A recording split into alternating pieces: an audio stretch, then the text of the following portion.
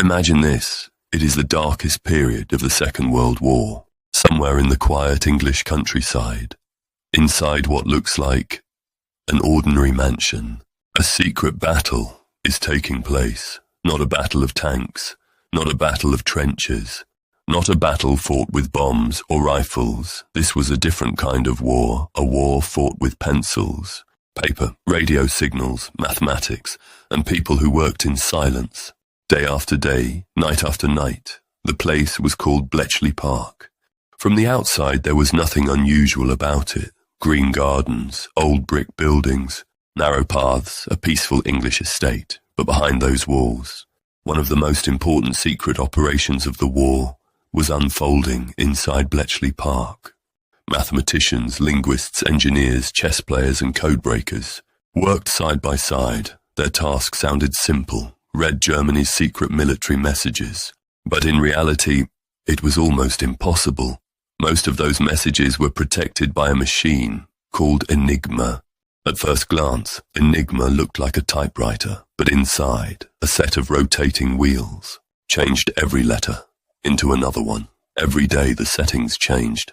Every message became a new puzzle, and the Germans believed the system was unbreakable. But the people at Bletchley Park believed something else. They knew that even the strongest system could have a weakness, so they searched for patterns, repeated words, small mistakes, habits left behind by German operators, because sometimes a code is not broken by force. It is broken by one tiny human error. One of the most famous minds at Bletchley Park was Alan Turing. He was not alone. Thousands of people contributed to the work, but Turing became one of the symbols of this hidden war. He and his team helped develop a machine known as the Bombe. The Bombe was not a magic machine. That simply gave answers. It did something more practical and more powerful. It tested huge numbers of possible Enigma settings and quickly removed the ones that could not be right. In a world of millions of possibilities, it helped the codebreakers find the one door that might open. But Bletchley Park was not only fighting Enigma. Germany also used an even more complex system called Lorenz. This was used for high-level messages between German commanders. At Bletchley Park, they called it Tutte, and this part of the story brings in another remarkable name, Bill Tutte. Tutte had never even seen the Lorenz machine. He had no model in front of him. No manual, no captured device, only encrypted messages. Yet by studying those messages carefully, he began to understand how the machine worked. It became one of the greatest achievements in the history of code breaking. Later, to help with this work, giant electronic machines called Colossus were built. Colossus was not famous at the time. It was hidden, secret, unknown to the public. But today, it is seen as an important step in the history of modern computing.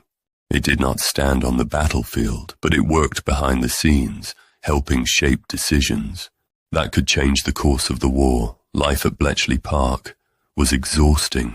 Messages arrived constantly. Operators worked long hours. Papers filled the rooms.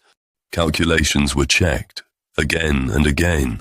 Every detail mattered, because one decoded signal could change the route of a ship. One broken message could reveal where an attack was coming. One piece of information could save lives or change the direction of an entire operation. This secret intelligence was known as Ultra. Ultra was more than military information. It was like a hidden window into the enemy's mind. Sometimes the Allies could learn German plans before the soldiers carrying them out even knew what was coming. But that power came with a terrible risk.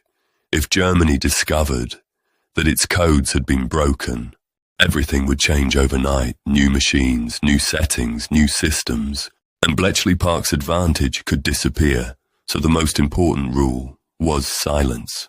The workers could not tell their families what they were doing. They could not speak about it. After leaving the buildings, even when the war ended, many of them stayed silent. For years, some never told the story at all. They took the secret with them to the grave. There were no public celebration for most of them. No headlines, no medals, In front of cheering crowds, no place. At the front of victory parades, because their war had been invisible. They were not storming beaches. They were not flying bombers. They were not driving tanks through enemy lines, but in quiet rooms, behind locked doors. They were helping decide where ships would sail, where armies would move, and how much the enemy could be understood. Before it was too late, some historians believe the work done at Bletchley Park may have shortened the war by up to 2 years. That number is difficult to prove exactly, but the importance of the work is not in doubt. The silent battle fought there had a major impact on the outcome of the Second World War. Bletchley Park reminds us of something strange about history. The world is not always changed by the loudest battles. Sometimes history is changed in silence, at a desk, over a sheet of paper, inside a pattern no one else could see. These people were part of the war, but many were never known by name. They were heroes, but for decades, the world did not know their story. The Codebreakers of Bletchley Park were history's invisible army, and perhaps the most haunting truth is this: the fate of a world war did not always depend on a bullet. Sometimes it depended on a single letter.